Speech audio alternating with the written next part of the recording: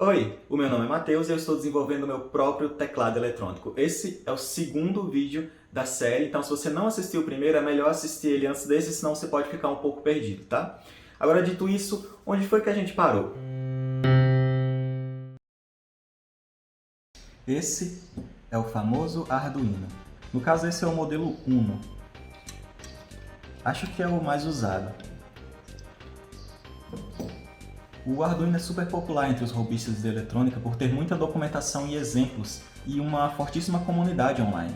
Além disso, ele também é bem fácil de achar para comprar, e sobre isso eu tenho 3 dicas para dar. Primeiro, se você tem algum interesse em comprar um Arduino, vá pelo Uno, porque, como eu disse, ele é o que tem mais exemplos online. E dificilmente você vai precisar das conexões a mais que o Arduino Mega te dá, por exemplo. Segundo, procure comprar o Arduino Uno modelo Deep, que é esse aqui, e não o modelo SMD, que é esse aqui. No caso, esse aqui é um RGB do Uno, eu gosto bastante dele. Os dois têm as exatas mesmas funções, mas acontece que o Deep tem a vantagem de você poder remover o Atmega 328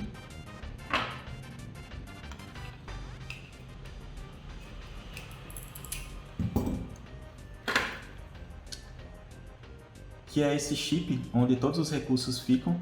A placa da Arduino serve somente como um facilitador para usar o Atmega 328. Depois de removido, você pode colocar em outro lugar, em um projeto final com uma cara mais profissional. O modelo SMD você não consegue remover, a não ser que remova usando um ferro de solda, mas não vai valer a pena. Então só compre o modelo Deep mesmo e seja feliz. Terceira e última dica, o modelo Deep não é muito mais barato na China, mas no geral eletrônicos são mais baratos na China. Então eu recomendo você se familiarizar com o AliExpress. Ok, para juntar as duas principais partes desse projeto, eu vou usar então a boa e velha Protoboard. O OPL2 vai bem aqui no meio. E lembrando que, como eu disse, esse chip funciona com 5 volts, então vai ser fácil alimentar ele, porque é a mesma voltagem que o Arduino usa. Então, basicamente, a saída do Arduino, a saída 5 volts do Arduino, vai conectada à entrada 5 volts do OPL2. Pino 1 do OPL2 é a alimentação positiva, pino 12, a alimentação negativa. Feito isso, o chip está alimentado. A próxima coisa que eu quero acionar é o circuito de clock. Lembra que eu disse que o chip precisa receber 3.58 MHz de clock para funcionar? Pois é, para fornecer esse clock, eu vou usar esse carinha aqui. Esse é um oscilador baseado em cristal.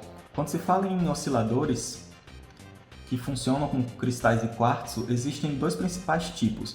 O oscilador básico, que emite uma frequência em onda no formato senoide, e existem os osciladores do tipo ativo, que emite uma onda em formato quadrado. Essa onda em formato quadrado é o que chamamos de clock, e é super comum em todo tipo de circuito eletrônico. O próprio Arduino tem um oscilador de cristal de 16 MHz. E pelo formato menorzinho dá para sacar que é um oscilador passivo que emite uma senoide. No caso, o OPL2, o datasheet diz que precisa ser um sinal de clock, então precisa ser realmente um oscilador do tipo ativo. No caso desse oscilador, ele não tem 3.58 MHz. Na verdade, o que ele tem é uma frequência de onda de 3.579545 MHz. Só que isso é tão próximo da frequência correta do chip que não vai causar nenhum problema. Então eu vou colocar o oscilador aqui. Aí o VCC vai no pino 4. O GND vai no pino 2. E a saída de clock fica no pino 3, que vai direto para o pino 24 do OPL2. Tudo isso eu tirei do datasheet do próprio oscilador, tá? Bom, nosso chip tem energia e tem o seu clock. Ainda tem um bocado de coisa para adicionar para que ele possa funcionar. E é claro, falta o Arduino, mas vou deixar o melhor para o final. Agora chegou a hora de adicionar o conversor de som digital para analógico. Como eu disse no vídeo passado, a saída de som desse chip é digital e eu preciso converter ela para analógico. No datasheet do OPL2 ele recomenda o chip YM3014, que também é fabricado pela Yamaha, ou era. E é exatamente esse que eu vou usar. Vamos colocá-lo aqui na protoboard. e fazer as ligações. São 3 pinos que fazem a comunicação entre o OPL2 e o YM3014. O pino SY é o clock que sai do pino 23 do OPL2 e vai para o pino 5 do conversor. Depois vem o pino de SH, que é o pulso de sincronia. Esse sai do pino 20 do OPL2 e vai para o pino 3 do conversor. Por fim, vem o pino de output, que sai do 21 do OPL2 e vai para o pino 4 do conversor. Pronto, com isso nós temos a comunicação com o conversor garantida. Também precisamos adicionar o VCC no pino 1 e o GND no pino 6. Mas espera aí, sobraram os pinos 2, 7 e 8, que não estão conectados a nada. Bom, de acordo com o datasheet, o pino 7 é o pino que emite precisamente metade da voltagem de VCC, nesse caso 2,5 volts, já que a voltagem de VCC é 5 volts. Aqui diz que ele deve ser ligado ao pino 8, passando por um amplificador operacional. Mas o que é um amplificador operacional? Durante minhas aventuras como maker, robista de eletrônica, eu assisti horas e horas de conteúdo no YouTube, tanto em canais do Brasil como em canais que falam inglês também. De fato, a gente tem muito conteúdo bom por aqui, mas eu não consegui deixar de notar um tema que é super comum em canais BR, mas que eu não vi tanto lá fora. São vídeos de eletrônica falando especificamente sobre amplificadores operacionais de som.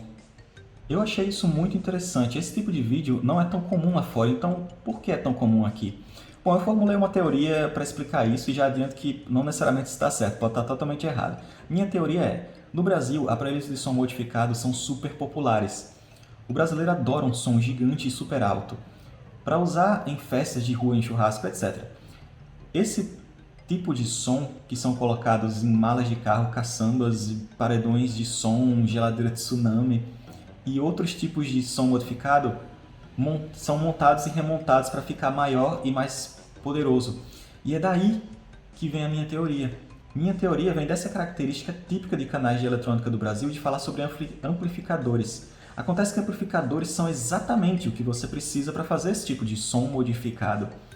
Uma vez que você já tem a fonte do som funcionando, digamos um plug P2 no seu celular, tudo que você precisa para colocar aquele som em uma caixa de som grande é algo que aumente a tensão elétrica das ondas que saem do seu celular, mas sem distorcê-las. Para que a caixa possa reproduzir corretamente, você precisa criar um amplificador compatível com o seu som customizado e, portanto, precisa aprender sobre amplificadores. Daí a oportunidade que os canais brasileiros de eletrônica aproveitam de conseguir alcançar esse público específico. Bom, no meu caso, eu não preciso de nada muito mirabolante, não. Eu só preciso amplificar um pouco o som que sai do conversor digital para analógico antes que esse som vá para a saída P2 de verdade. Para essa tarefa, eu vou usar o NE5532.